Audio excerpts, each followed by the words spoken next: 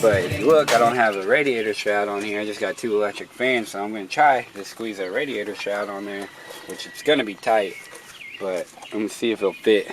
I even got a vented hood, but still not cool, driving as cool as it should be. This car has AC, so I want to try to keep the AC in it. Never had a car with AC before, so I'm not trying to get rid of that without a fight, I guess. Alright, here's my radiator shroud. Just a cheap one. I got it off eBay for 69 bucks. It's a JSD is the brand, I'm guessing. Shroud itself is put together extremely well. Got some nice aluminum welds on it. Even the corners where they bent them together are even welded shut, so there's less chance of air leaking around. So it should be pulling air straight from the radiator and right out the fans. So that should help a lot. I'm almost a little nervous that this radiator shroud won't fit in here. Because how tight of a fit I got here, but I'm going to try getting it in there. If it don't go, my plan is, oh, my scotch tape just broke loose. But if it don't go, my plan is to loosen up these bolts on both sides for the top brackets and get in here and cut metal all the way across and actually push the radiator further this way, and then if I have to, I'll drill these holes further up so I can actually pull the radiator forward, so I have a little bit more clearance space in between the radiator and the motor. Alright, what I've done right now is I just removed the radiator. Right, here's the radiator. I thought I'd be able to slide the radiator shroud in between the motor and it. Man, I am having some serious problem getting it in there. So I'm gonna assemble it outside of the car. Alright, how this mounts up to the radiator. You got a bracket here, bottom of the radiator, right here, bottom of the radiator, top of the radiator, top. Right here on the shroud, this is the top bolt, right here, bottom. Literally, just set it on there.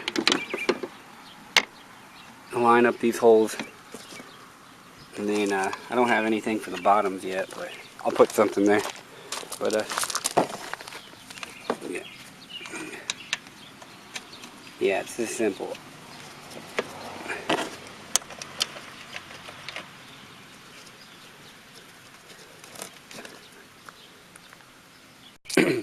Got the radiator shroud installed. Put random bolts on the bottom because I didn't have anything already, but put the top screws, and it's like really tight. You can barely see a little gap in between there, but the less of a gap you got, the better, because it has to pull air through the radiator. But if you got a gap, like I got a small gap right up there, but the bigger the gaps you got, the more air it can pull around the radiator, not through the radiator. So smaller gap, the better. Alright, here's the finished product. I had to cut the top. I pulled the radiator out also, cut the bottom. And I cut a lot just to get this to fit. And you can still see how close this is. Right there's my alternator in the back of the fan. They're not touching, but they are close. And if my serpentine belt ever breaks, most likely, but if my serpentine belt ever breaks, most likely I'm going to have to pull the radiator out. But yeah, you can see how close that stuff is. This side is damn near touching. Yeah, it's so close because my AC compressor is so close to the radiator shroud. But I moved this forward. This is an AC, I don't even know what that's called, but the AC radiator thing. But I moved that forward just to move the radiator forward, and I've probably got the radiator a whole inch forward. And I even had to make new brackets for the AC bracket deals. I don't even know what that thing's called. I've never had AC in a car. So that's why I'm trying so hard to keep AC in this car. Here it is with it running. Nothing's touching. It's extremely close, but not touching.